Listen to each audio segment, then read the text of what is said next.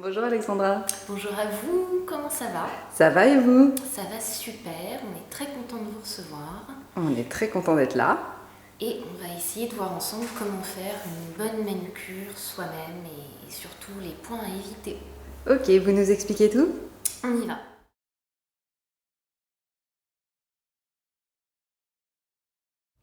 La première des choses à savoir, c'est qu'on n'attaque pas sa manucure sans avoir des mains super propres. Ça paraît évident, mais c'est quand même une consigne à rappeler. Quand on est chez soi, vous commencerez systématiquement par laver vos mains en utilisant une brosse à ongles et en pensant à brosser le dessous des ongles et le dessus pour travailler sur une zone qui soit quand même bien nette. Vous pouvez également, si vous êtes un peu en mode nomade, utiliser des gels antibactériens qui permettront quand même de faire place nette avant d'attaquer la manucure à proprement parler. Dans tous les cas, on bosse sur une zone qui est bien clean.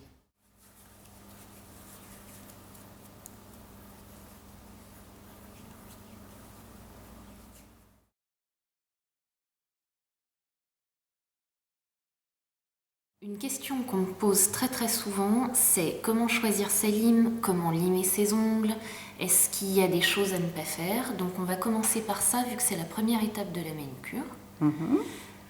D'une manière générale, ce qu'il y a à proscrire en termes d'outils, c'est tout ce qui est lime en métal et Pourquoi? lime à très gros grains.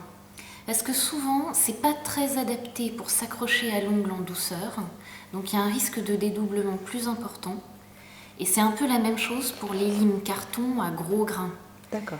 Et vous le voyez très bien, si en utilisant la lime, vous voyez un peu comme des petits moutons ou des résidus d'ongles qui se placent dessous, là on dirait que ça moutonne, c'est que la lime est trop forte. D'accord.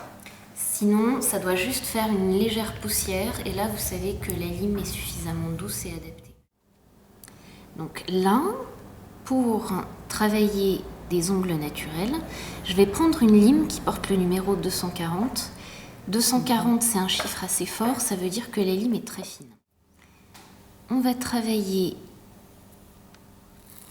d'un côté, en douceur, et vous voyez là quand je lime, il n'y a pas de petit résidu qui est en train de moutonner, donc la lime est bien adaptée. Vous allez limer d'un côté, toujours dans le même sens. Et quand la première partie est faite, vous limez l'autre côté pour rattraper une forme valable. Essayez de soigner les côtés, que ça soit bien net. Et là, vous avez une forme nickel. Le choix de la forme de l'ongle, c'est avant tout une question de main et pas une question de tendance. On sait qu'au fil des années, un coup c'est plutôt l'amande 60s, un coup c'est plutôt le carré court arrondi. Ce qui compte, c'est surtout de choisir une forme qui va bien à la main. On ira plutôt sur l'amande quand on a des ongles un peu évasés en trapèze. Ça rattrape un petit peu la sauce. On peut se permettre, le carré c'est une forme qui va quand même à beaucoup de gens. Sauf ongles vraiment très larges, vraiment très massifs. Dans tous les cas, on n'hésite pas à se faire conseiller par une professionnelle qui voit des mains un peu toute la journée et qui vous aidera à choisir la forme qui va le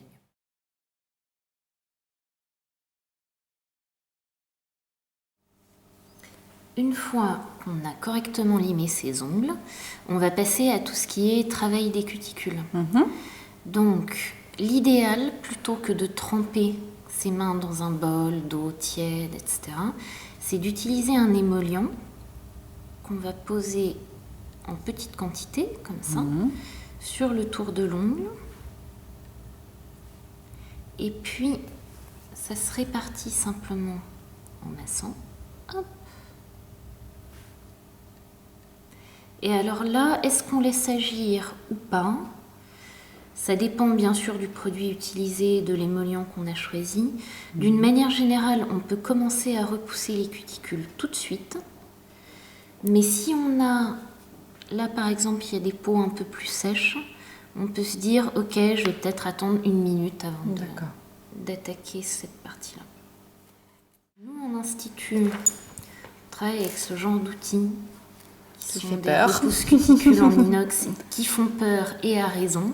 D'accord. Parce que on sait les utiliser, c'est génial, c'est super efficace, mais c'est pas forcément idéal si on est maladroite, parce qu'on peut se faire mal. À la maison, on peut du coup utiliser plutôt ce genre de choses. Il y a un bâtonnet en plastique avec un peu de caoutchouc au bout, un peu pied de biche. Et ça sera quand même plus doux. On peut repousser, alors faut pas mettre trop de pression. Si on se fait mal, c'est que si on a mal quand on se le fait, c'est que quelque part on appuie trop ou on veut aller trop loin. C'est un moment où en fait le but est de nettoyer la surface de l'ongle et pas de faire un carnage ou de contraindre l'ongle à avoir une forme qu'il n'a pas. D'accord. C'est vraiment juste... voilà. Après, avec les parties un peu plus vives, là, un peu plus aiguës, on peut aller gratouiller tout ce qui est peau morte et qui sont vraiment collées à l'ongle. Et puis, ça suffit amplement comme ça.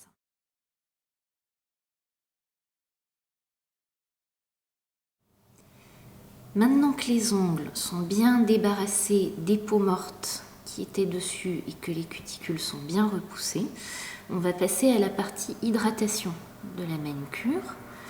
Donc on va utiliser une huile. Alors là, c'est une huile spécifique qui est faite pour vraiment nourrir l'ongle en lui-même et le tour de l'ongle. Et on pose, c'est une petite goutte sur le tour. Et puis là, on masse. Alors, chose à retenir, l'huile cuticule, on peut l'utiliser et on devrait l'utiliser tous les jours. Et quand on se met de l'huile ou un soin cuticule sur le tour de l'ongle, on masse. Plus vous allez masser, mieux c'est. Parce qu'en fait, l'endroit où l'ongle pousse, il est situé à peu près là, derrière, dessous. C'est la zone de croissance. Donc plus on la stimule en massant et mieux c'est, tant pour la repousse de l'ongle que pour l'assimilation de toutes les bonnes choses qu'il y a dans l'huile. Donc on n'hésite pas à bien masser et on masse bien aussi les côtés. C'est souvent sec là, donc on masse les côtés et c'est impeccable. Une fois qu'on a correctement hydraté le tour de l'ongle avec une huile, on n'oubliera pas d'hydrater également la main avec une crème adaptée main et ongles. Si possible, ça nourrira les deux. L'essentiel, au niveau du choix, c'est surtout une question de plaisir. Donc la texture va compter beaucoup, c'est un peu comme une crème visage. Certaines aiment avoir des textures très moelleuses, très cocoon. D'autres préfèrent des textures plus légères, lotion.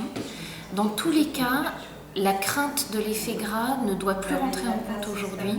On a en cosméto des crèmes qui peuvent être hyper hydratantes et qui ne laissent pas du tout de film gras après application, donc pas d'excuses pour ne pas mettre de crème.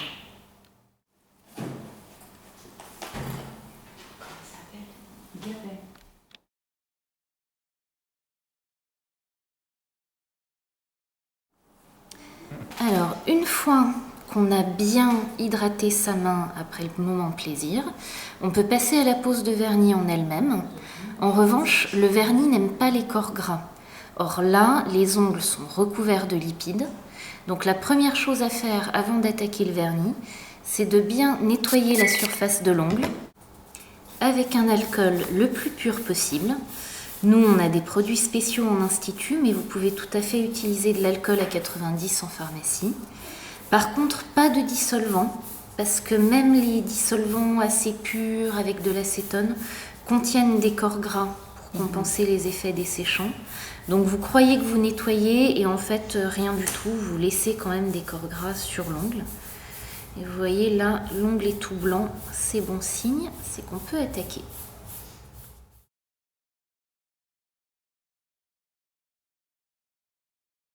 On va maintenant attaquer la pose de la base. La base est là pour plusieurs raisons. La première et la plus importante, c'est protéger l'ongle des pigments du vernis. Même si vous avez l'impression que votre vernis est pâle, il est forcément très pigmenté, donc on ne fait jamais l'impasse sur la base. C'est vraiment le produit dont on ne peut pas se passer. L'autre avantage, c'est qu'elle crée une accroche pour le vernis en lui-même. Donc ça permet aussi à votre pose de vernis de bien tenir dans le temps. Et la dernière bonne raison de le faire, c'est que ça crée une couche qui est très lisse. Donc quand vous allez appliquer votre couleur par-dessus, le pinceau glissera mieux. Ce sera beaucoup plus facile de maîtriser ce que vous faites. La première couche de vernis s'applique très fine, en allant le plus près possible du tour de l'ongle, mais sans jamais toucher les peaux.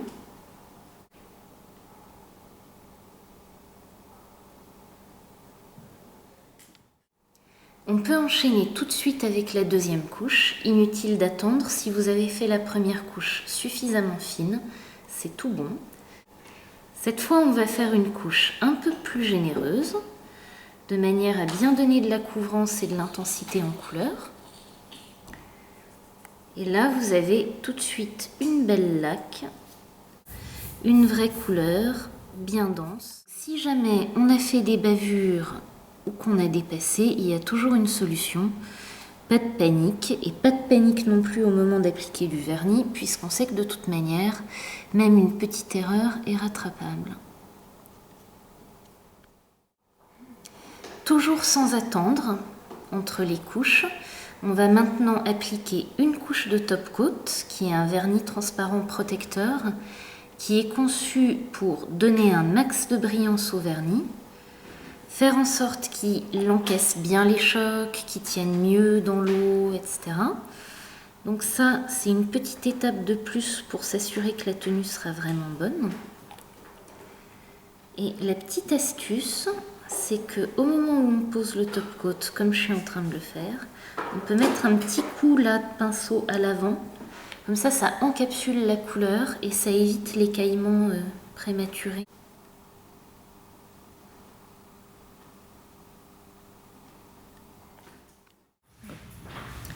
Pour celles qui sont pressées et qui veulent gagner du temps sur le séchage, on peut utiliser ce genre de gouttes séchantes.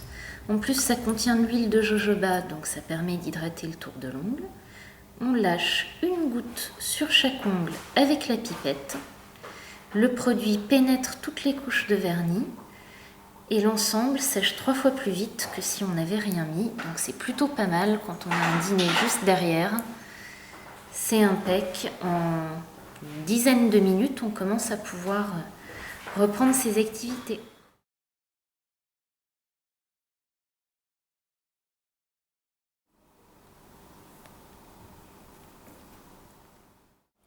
On récapitule, ça fait 6 étapes pour une manucure. Vous allez commencer par nettoyer vos mains, puis limer vos ongles, travailler les cuticules à l'aide d'un émollient, sans oublier derrière de masser huile et crème.